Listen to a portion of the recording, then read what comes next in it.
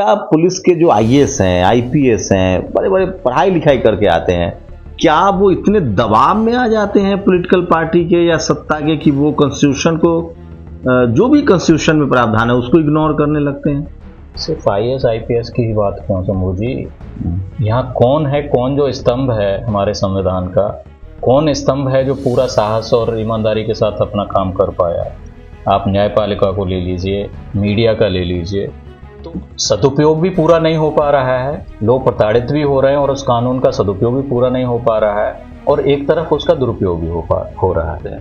उसमें supreme court of India भी honourable 2018 में उन्होंने ऐसा ड्रास्टिक उन्होंने जजमेंट दिया था जो बाद में एक ऑनरेबल हाई कोर्ट ने दूसरे राज्य के, इसलिए अभी हम पर वो लागू नहीं है सीधे तौर पर। आज मेरे साथ खास मेहमान हैं। इस देश में सुप्रीम कोर्ट के जज कह चुके हैं कि कमजोर के लिए, संसाधन विहीन के लिए न्याय मिलना बहुत आसान नहीं है। मेरे साथ बिहार के एडीजी अनिल किशोर यादव हैं। एक आईपीएस के तौर पे लगातार इनकी तारीफ है, देश भर में चर्चा है कि जिसके साथ कोई नहीं खड़ा है उसके साथ कानून खड़ा है, और उसके प्रतीक बन गए हैं।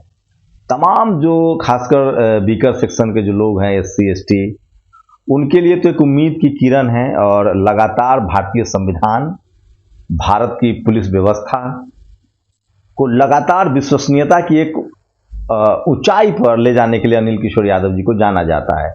ऐसे दौर में जब पुलिस रिफॉर्म की बात हो रही है, लगातार लोग पुलिस पर सवाल उठा रहे हैं, अनिल किशोर यादव ने एक आईपीएस के तौर पे, एक पुलिस अधिकारी के तौर पे आम लोगों के बीच जो रीच बनाई है अपनी, और खासकर जो शोषित वंचित लोग हैं उनकी जिस तरह से उम्मीदें जगी हैं इनसे, वो काबिले तारीफ है। और मैं फिर कह रहा हूं, पुलिस व्यवस्था इकबाल से चलता है।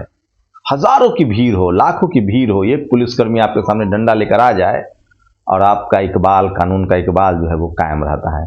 और ऐसे ही पुलिस अधिकारी हैं अनिल किशोर यादव।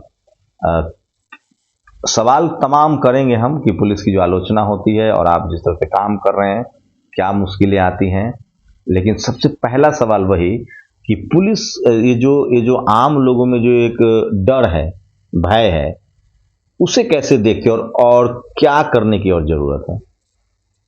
जी, आपका कहने का अर्थ है कि पुलिस के प्रति जो लोगों में ये असहजता होती है पुलिस को अप्रोच करने में। जी, ये मैं नहीं कह रहा हूँ, सुप्रीम कोर्ट के जज ने कहा है कि 90% लोग मतलब लीगल हेल्प ले ही नहीं पाते हैं। बिल्कुल। तो ये हम लोगों को जो कॉलोनाइजर थे, अंग्रेज शासक, उनसे ही विरासत में मिली है। और अंग्रेज शासकों से पहले की भी जो हमारी व्यवस्था थी वो कोई प्रोग्रेसिव नहीं थी, वो उससे भी ज़्यादा सामंती व्यवस्था थी, वो उससे भी ज़्यादा अन्याय और उसकी पोषक व्यवस्था रही थी। चाहे धर्मों के आधार पर न्याय की व्यवस्था थी कि ये हिंदू धर्म शास्त्रों के हिसाब से चलेगा, ये मुस्लिम का शरिया के हिसाब से चलेगा। उसके हिसाब से तो अंग्रेजों की व्यवस्था ज़्यादा प्रोग्रेसिव थी। लेकिन हमें ये नहीं भूलना चाहिए कि अंग्रेज आफ्टर ऑल वो रूलर थे। तो उन्होंने जो भी व्यवस्थाएं बनाई थी, जो मोटे तौर पे आज भी जारी हैं, तो वो विक्टिम फ्रेंडली नहीं थी। ना हम उम्मीद कर सकते थे अपने ज़माने के हिसाब से अंग्रेज़ों ने जो व्यवस्था बनाई, जो कोर्ट्स दिए, जिसमें अब तक हमने कॉस्मेटिक चेंजेस ही किए हैं, कोई रेडिकल बदलाव उन कोर्ट्स में नहीं किया गया है। जो जस्टिस डिलीवरी सिस्टम हमारा है, बेसिकली जो कॉलोनाइजर वो थे, शासक थे, रूलर थे, वही मोटे तौर पे वही व्यवस्था है। कुछ कुछ चेंजेस होते रहे समय समय पर, लेकिन वो बुनियादी बदलाव नहीं है। तो मेरा ये मानना है, मैं हमेशा इस बात को उठाता हूँ, किसी भी तरह के फॉर्मल फोरम हो या फिर इनफॉर्मल टॉक्स हो, कि भाई हमारे देश की सबसे बड़ी ज़रूरत है कि हमारी जो न्याय व्यवस्था है, जस्टिस डिलीवरी सिस्टम, होलिस्टिक तरीके से, पूरे समग्र तरीके से उस पर विचार हो, उस पर बहस हो, और जस्टिस डिलीवरी सिस्टम को ज़्यादा अकाउंटेबल और ज़्यादा ट्रांसपेरेंट बनाने के लिए हमारा प्रयास है। पुलिस उसी सिस्टम का एक बहुत ही महत्वपूर्ण संगठन, ऑर्गेनाइजेशन है, उसी का एक बहुत महत्वपूर्ण औजार है जिसे सबसे पहले जनता का सामना पड़ता है, और वो उसी लीगेसी को लेके चल रही है।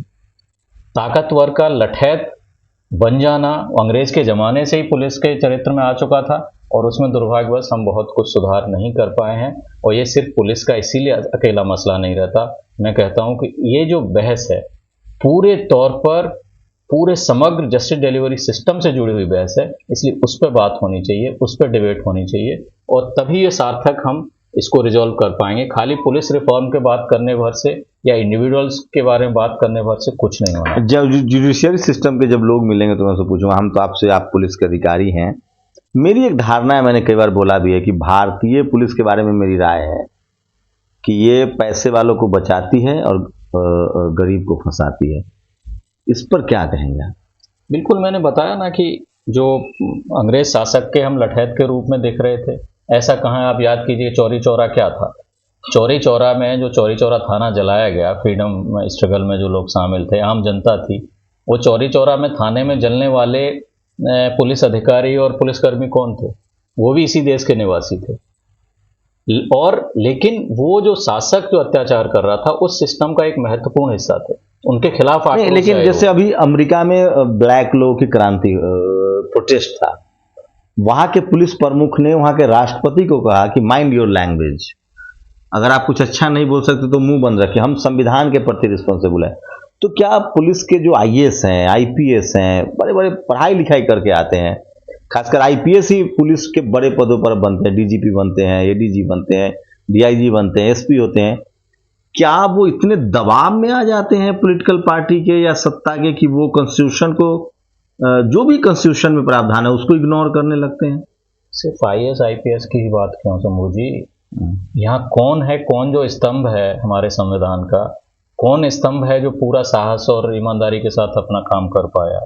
आप न्यायपालिका को ले लीजिए, मीडिया का ले लीजिए, तो अब इसमें आईएएस आईपीएस ब्यूरोक्रेसी हो, इसको उसको अभी उंगली उठाना ही बेकार है। यहाँ हम लोगों की औकात नहीं है कि उस तरह की बात जो आपने बताया कि अमेरिका में ऐसा कहा गया, ये चीज़ हमने सिस्टम समाज बनाया ही नहीं, और ये एक दिन की चीज़ नहीं है। एक दुष्यंत कुमार साहब की जो गज़ल का आखिरी शेर मुझे अक्सर याद आता है इस तरह मौक़ों पे।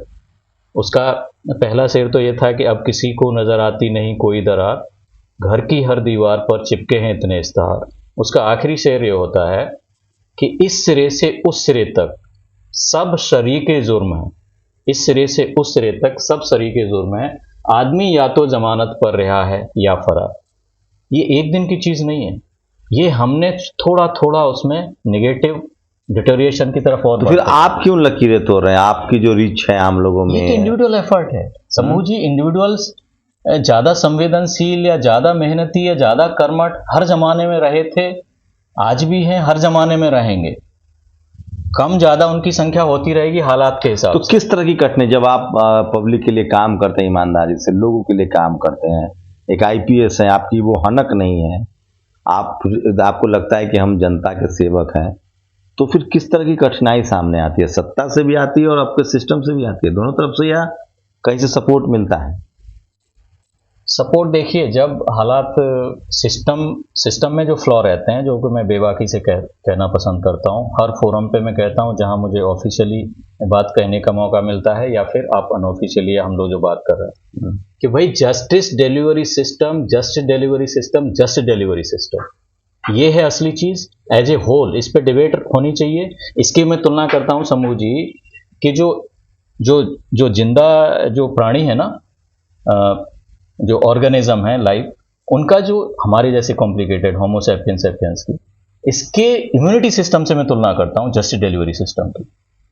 रोग प्रतिरोधक जो तंत्र होता है वो है हमारा जस्ट डिलीवरी सिस्टम। अगर हमारा जस्ट डिलीवरी सिस्टम दुरुस्त है तो बीमारियां नई पुरानी नई भी आए, नया वायरस कोविड आ रहा है तो भी उससे लड़ने के लिए जल्दी तैयार होगा। कोई नए जमाने के नए विकास के साथ सभ्यता का विकास हो रहा है, नई चीज़ें आ रही हैं तो उसमें नए क्राइम आए, नई चीज़ें आई, नई बुराइयां समाज में आई, उनको भी हैंडल करने की उसकी क्षमता है।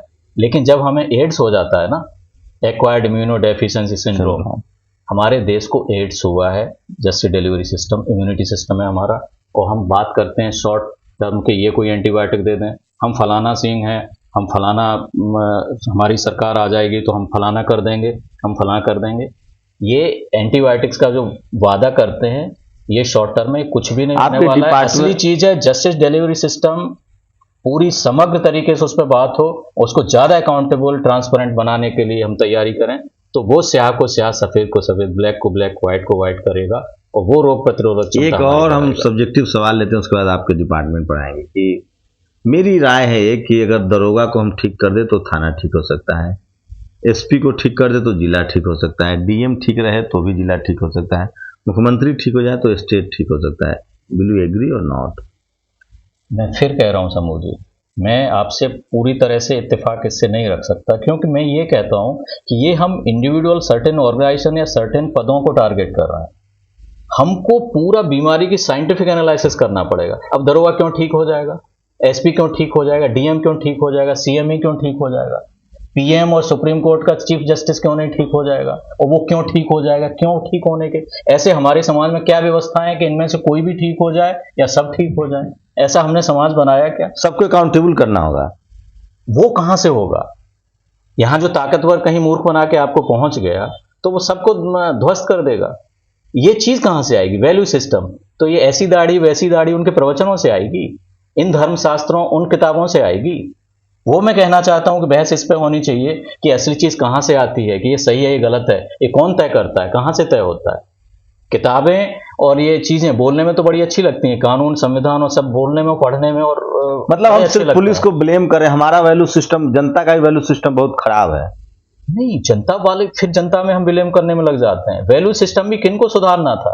ये बहस इंटेलेक्चुअल्स को करनी थी कि वैल्यू सिस्टम कहां से सुधरेगा। मैं कहता हूं, मेरा दावा है, इसके लिए मैं सभी जूरिस्ट सभी इंटेलेक्चुअल किसी के भी साथ में डिबेट करने को तैयार हूं, किसी भी फोरम पे। सबसे इंपॉर्टेंट चीज है justice delivery system as a whole, holistic तरीके जस्टिस डिलीवरी सिस्टम पे अब बात बार बार इशारा कोर्ट की तरफ है। नहीं, no no no, justice delivery system के ऊपर वो शिरोमणि है, वो शीर्ष पे बैठा हुआ कोर्ट, लेकिन वो जस्टिस डिलीवरी सिस्टम का ही एक पार्ट है। तो पुलिस और कोर्ट ही तो है जस्टिस के पुलिस, कड़ी में। कोर्ट, वकील, और सबसे बड़ी चीज है उसमें कोर्ट। कोर्ट को आप भूल जाते हैं। उन किताबों में भी संशोधन की जरूरत है जो इतने लूप होल्स प्रोवाइड करती हैं। कॉन्स्टिट्यूशन की बात कर रहे हैं। कॉन्स्टिट्यूशन तो खाली कोर्ट के स्ट्रक्चर की बात आएगी तो उतनी कॉन्स्टिट्यूशन पे। मेरा मानना है कि असली काम होना चाहिए IPC, criminal procedure code, civil procedure code, Indian evidence act. IPC में तो सब्सटेंटिव लॉ है, आईपीसी में उतनी ज्यादा काम की जरूरत नहीं पड़ेगी। यहां कहीं ऐसा प्रावधान नहीं है कि जिस चीज को पुरस्कृत किया जाना चाहिए था उसमें आपको पनिशमेंट है या इसका उल्टा। इस बहस का ज्यादा कुछ अर्थ मेरे पास नहीं है कि 10 साल से सजा बढ़ा के 12 साल कर दो या आजीवन कारावास कर दो या फांसी कर दो। इससे भी कहीं ज्यादा महत्वपूर्ण, ये महत्वपूर्ण है सीवियरिटी ऑफ पनिशमेंट, दंड की कठोरता, लेकिन इससे कम महत्वपूर्ण नहीं है वो चीज कि किस प्रक्रिया के द्वारा आप ये चीज तय करते हैं और वो ट्रांसपेरेंट है या नहीं है, अकाउंटेबल है या नहीं है।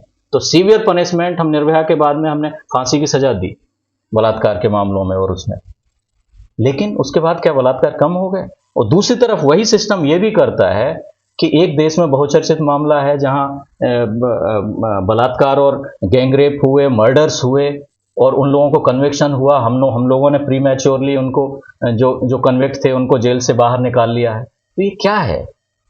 तो ऐसे नहीं होगा। ये सजा मतलब ये बढ़ाने मानते घटाने हैं की कि बात नहीं रसूख है। के हिसाब से पुलिसिया व्यवस्था काम करती है। पुलिस व्यवस्था क्या, पूरी व्यवस्था, वो जो निकाला वो पुलिस ने निकाला है, वो किसने निकाला है? चलिए आपके डिपार्टमेंट पर आते हैं। एक बड़ा उसमें तो सब शामिल है, कोर्ट बड़ा भी शामिल सवाल है। आप बीकर टॉप शिक्षक, एग्जीक्यूटिव शामिल है, टॉप जुडिशरी शामिल है, कौन नहीं शामिल है?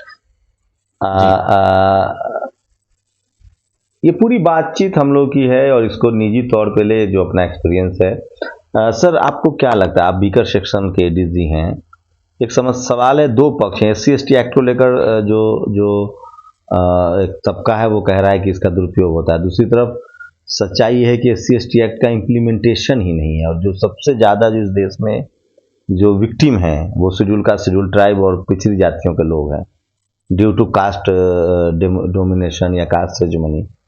तो उसको कैसे देख रहे हैं, क्या दुरुपयोग हो रहा है या उसका इस्तेमाल ही नहीं हो पा रहा है? देखिए, विडंबना यह है कि दोनों ही बातें सही हैं। सदुपयोग भी पूरा नहीं हो पा रहा है, लोग प्रताड़ित भी हो रहे हैं और उस कानून का सदुपयोग भी पूरा नहीं हो पा रहा है, और एक तरफ उसका दुरुपयोग भी हो रहा है।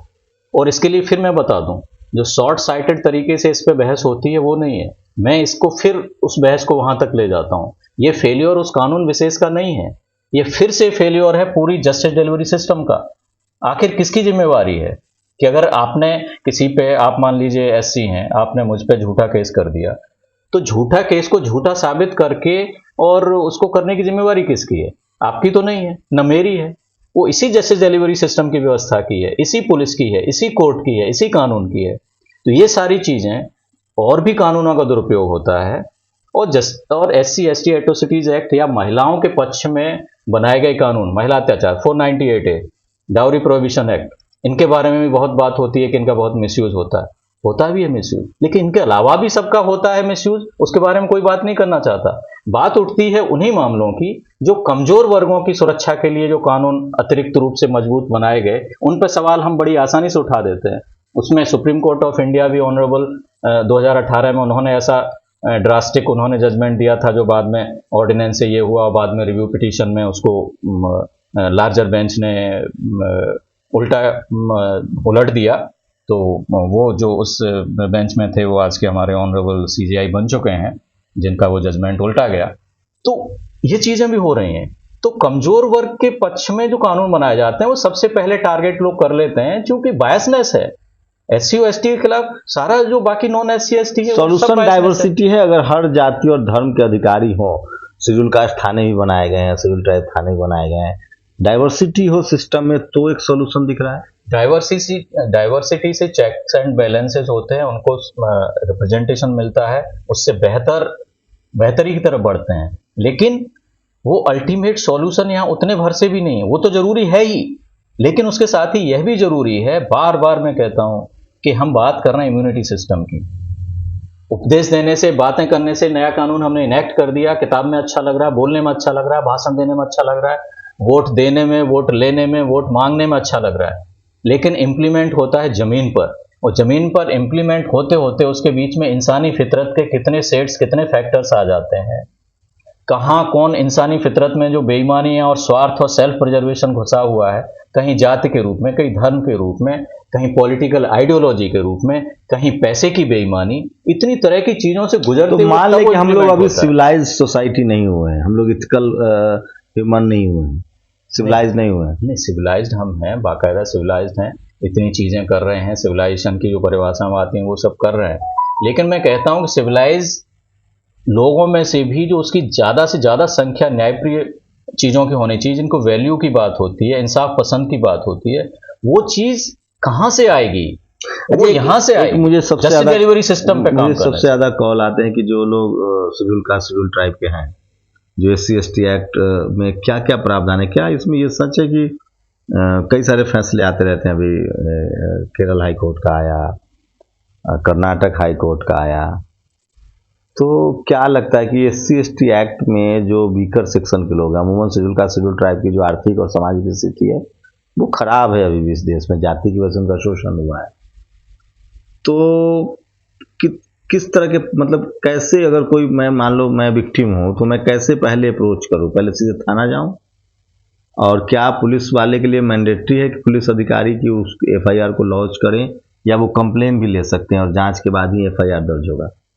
SC ST एट्रोसिटीज एक्ट में या फिर महिला पर सेक्सुअल असॉल्ट होता है, किसी भी जाति की महिला पर, ये दो तरह के प्रावधान ऐसे हैं कम से कम कि इसमें कोई स्कोप नहीं है पुलिस को मना करने का, जांच में रखने का। जो रखते हैं वो कानून अपने हाथ में लेके कानून का उल्लंघन कर रहे होते हैं, उनके खिलाफ भी कार्रवाई की जा सकती है। चाहे वो आरोप झूठ ही हो, बाद में साबित हो जाए, कोई बात नहीं। FIR दर्ज करिए, झूठ है झूठे को साबित करिए, और जो झूठा है, झूठा केस करने के लिए इंडियन पेनल कोड में अलग से प्रावधान है, सेक्शन 182 है, सेक्शन 211 है, उस तरह में प्रोसिक्यूशन रिपोर्ट डालिए उसके खिलाफ। आप जिम्मेवारी से नहीं भाग सकते हैं।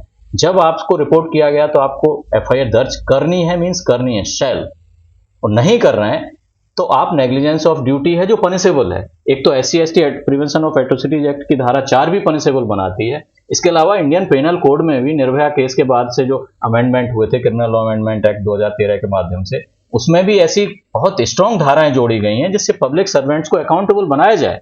पब्लिक सर्वेंट अच्छा, जिस केस में अगर वो आरोप गलत, अगर जानबूझकर किसी बदले की भावना से अगर वो आरोप लगाया गया, तो उस स्थिति में क्या होगी? वो तो मैं बता ही रहा था कि सेक्शन 182, 211 किसी पे भी लागू होता है। झूठा केस करने वाला चाहे SC/ST मेंबर हो और चाहे महिला हो या कोई भी हो, इसमें किसी ने किसी को नहीं कह दिया है कि भाई अब झूठा है तो आप उसका वो नहीं करें। सजा का प्रावधान है। हाँ, उसका प्रक्रिया 182, 211, उसके अलावा कुछ और भी सेक्शन। अरेस्टिंग को लेकर एक लगातार क्या SC/ST एक्ट में जैसे 376 में है कि गिरफ्तारी होगी, SC/ST एक्ट में भी इसी तरह के प्रावधान है कि गिरफ्तारी होगी अगर आप पर आरोप लग रहे हैं तो, या जो सुप्रीम कोर्ट की गाइडलाइंस है कि 7 साल की सजा वाले मामले में ही गिरफ्तारी हो, उससे कम वाले में जांच हो सकती है? देखिए 7 साल वाली जो आपने बात बताई सुप्रीम कोर्ट वाला, तो मामला अवनीश कुमार बनाम बिहार राज्य, यही बिहार से ही मामला चला था। उसमें 2014 में ऑनरेबल सुप्रीम कोर्ट ने वो दिया था। तो सुप्रीम कोर्ट ऑफ इंडिया कानून के इंटरप्रिटेशन का सर्वोच्च हमारा इंस्टीट्यूशन है, लेकिन कानून के दायरे से वो भी बाहर नहीं जाता है। सेक्शन 41 CRPC में ही जो चीजें दी गई हैं, उन्हीं के बेटर इंप्लीमेंटेशन के लिए उन्होंने चीजों को और एलेबोरेट किया था। अब सेक्शन 41 CRPC कहाँ लागू होगा वो हमारे कानूनी प्रावधानों से स्पष्ट होता है। CRPC की धारा 5 बताती है कि कहीं स्पेशल प्रोविजंस हैं, लोकल लॉज हैं, कोई स्पेशल लॉज हैं, तो उन पर ये प्रोविजंस लागू नहीं होंगे। वहां स्पेशल एक्ट के अपने प्रोविजन कुछ हैं तो वो लागू होंगे। इसके लिए लैटिन में जूरिस्प्रूडेंस में एक मैक्सिम है, लैटिन मैक्सिम, कि जनरलिया स्पेशलिबस नॉन डेरोगेंट, मतलब जनरल पर स्पेशल प्रभावी होगा, इसका उल्टा नहीं होगा। तो उस हिसाब से जब SC/ST prevention of atrocities act पे जब हम पहुंचते हैं तो उसका सेक्शन 20 भी स्पष्ट करता है कि इसके प्रावधान ओवरराइडिंग होंगे सभी पर और प्रावधानों पे। और उसी में सेक्शन उसके जो और भी सेक्शंस हैं उनको पढ़ के और उसकी पूरी उससे वो निष्कर्ष निकलता है कि ये इसमें अरेस्टिंग जरूरी है, स्टेट की रेस्पॉन्सिबिलिटी है, फिर उसे डरा धमका ना सके उसको, पीड़ित पक्ष को।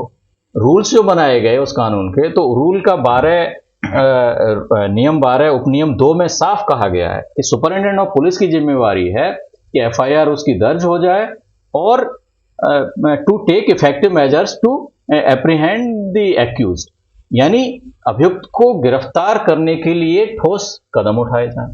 इस सब के आधार पर मेरा बिल्कुल मानना है, मैंने लिखित में अपना राज्य में जो यहाँ पुलिस हमारी कंफ्यूजन में अभियुक्तों को मदद पहुंचा रही थी वो मैंने दूर करने के लिए मैंने आदेश निकाला है। और अब मेरी नज़र में ऐसा कोई मामला अब नहीं आ रहा है। अब पुलिस ऑफिसर हमारे कर रहे हैं कि जब केस सच्चा है, हम कहते हैं अब आप टाइम ले लीजिए, 4 दिन एक्स्ट्रा लगे, लेकिन जिस बंदे के खिलाफ केस सच्चा है उसकी अरेस्टिंग ही होगी और कोई चारा नहीं है। ये कानूनी प्रावधान है। इसका मुआवजे का किन किन केसों में मुआवजे का प्रावधान है SC/ST एक्ट में, किस तरह के मामलों में? सभी मामलों में SC/ST एट्रोसिटीज का मामला जब एक बार हो गया तो उसमें सभी कोई भी किसी भी तरह का, अब उसमें उन्होंने जो रूल्स बनाए हैं उसमें प्रावधान है। तो जो ज्यादा गंभीर सेक्शन है, जो गंभीर धाराएं, बलात्कार हो गया, हत्या हो गई, तो उसमें अधिकतम मुआवजा राशि के प्रावधान है। और कुछ हल्के ऑफेंस हैं जिसमें क्षति उतनी बड़ी नहीं है, तो उसमें जो रूल्स जो बनाए गए हैं उनमें प्रावधान जो मुआवजे की राशि है वो कम है। तो अलग अलग तो मुआवजे की राशि आफ्टर पनिशमेंट है या आरोप ट्रायल के दौरान ही आपको मुआवजा? हाँ, उसकी स्टेज है, FIR होने के बाद ही कुछ हिस्सा मुआवजे का वो देय हो जाता है, कुछ चार्जशीट के बाद हो जाता है। और अभी कहीं सोशल मीडिया पे मैंने देखा कि एक ऑनरेबल हाई कोर्ट ने दूसरे राज्य के, इसलिए अभी हम पर वो लागू नहीं है सीधे तौर पर, किसी ने ऐसा कहा कि भाई कन्विक्शन के बाद ही उसको लागू हो। तो मेरे हिसाब से इस तरह का जजमेंट कोई भी ऑनरेबल हाई कोर्ट दे रहे हैं या कोई भी करें, मैं समझता हूं कि कानूनी तौर पर गलत है और ये विधायिका के कार्यों में हस्तक्षेप है। एक और ये कानून नहीं है, सरकार ने बनाया, मुआवजा इस स्टेज में मिलेगा तो मिलेगा। इसमें किसी कोर्ट का इसमें कोई दखल नहीं हो सकता कि भाई मुआवजा इसके बाद ही मिलेगा। ये कोर्ट अगर जा रहे हैं तो बाहर जा रहे हैं। अच्छा, अगर किसी केस में अगर आरोपी बरी हो जाता है तो क्या मुआवजे की राशि लौटानी पड़ सकती है? नहीं, ऐसा नहीं है। तो ये कुछ बड़े सवाल थे जो रोज मुझसे पूछे जाते हैं, और बिहार के ADG अनिल किशोर यादव जी थे मेरे साथ, और उम्मीद है कि आपको बहुत मदद मिलेगी इस पूरी बातचीत से। हमारी कोशिश है कि भारतीय संविधान, भारत की न्यायिक व्यवस्था को मजबूत किया जाए ताकि सबको न्याय मिल सके। जाति, धर्म, पैसा, अमीरी, लिंग के आधार पे भेदभाव ना हो। पूरी बातचीत कैसी लगी, आपकी प्रतिक्रिया बहुत जरूरी है। शुक्रिया सर अपना समय देने के लिए।